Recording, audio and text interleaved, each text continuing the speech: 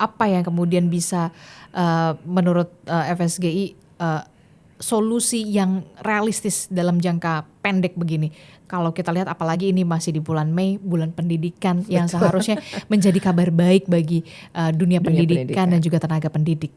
Kalau FSGI, tentu kita punya program juga di beberapa daerah. Kita tentu akan ngedorongnya bahwa guru-guru teman-teman honorer ini ya segera harus diangkat sebagai ASN walaupun mereka P3K paruh waktu agar status mereka jelas dan bisa tetap ngajar. Kedua, kita berbicara kepentingannya lebih besar, yaitu layanan pendidikan untuk anak-anak dan kualitas pendidikan kita. Nah, oleh karena itu kita akan mendorong sebenarnya kayak ini sebenarnya beberapa organisasi profesi guru harusnya bisa bareng-bareng sih ya.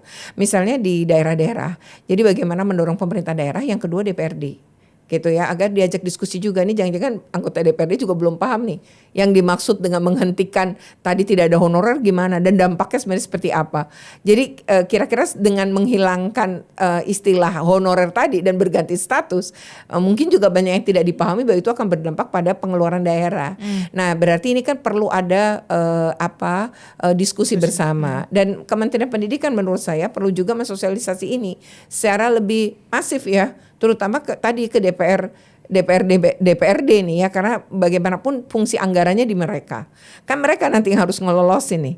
Oh ya guru, bagaimana kesepakatan kemudian pemerintah daerah mengajukan gajinya UMR, sanggup nggak? Lalu gimana itu dibahas juga di DPRD. Jadi mumpung masih punya waktu ya sampai ini Mei, sampai Desember, dan itu sebenarnya udah mepet banget. Ya karena sebenarnya perubahan anggaran aja itu kan setidaknya dilakukan tuh biasanya di bulan September atau Agustus September. Nah makanya sekarang kalau terjadi perubahan ini kan harus ada perubahan anggaran. Nah ini yang harus dikejar. Dan kalau nanti nggak mampu, ya mampunya berapa? Jadi jangan bilang nol. Jadi untuk kepentingan pendidikan, untuk kepentingan kualitas dan untuk kepentingan layanan pendidikan harusnya mereka bersedia mengalokasikan, kan juga harus minimal 20% di APBD-nya daerah. Nah sudah mencapai nggak? Mencapai ini bisa jadi dengan membayar tenaga honorer ini yang sudah berubah menjadi P3K. Jadi ini kan soal political will juga ya menurut saya ya. Jangan-jangan mampu tapi nggak mau aja mengalokasikan. Nah ini jadi bisa dipaksa, didorong bersama. Organisasi profesi guru di berbagai daerah ini bisa meneriakan ini bersama-sama. Menurut saya sih itu ya. Kalau di daerah barangkali kita juga nggak bisa berharap tinggi karena APBD kan beda-beda juga. Kemampuan daerah beda-beda. Tapi jangan daerah tiba-tiba nyerah seolah-olah udah itu urusan Kementerian Pendidikan atau pemerintah pusat, nggak bisa. Karena begitu mereka menjadi ASN, mereka itu penggajiannya berada di daerah.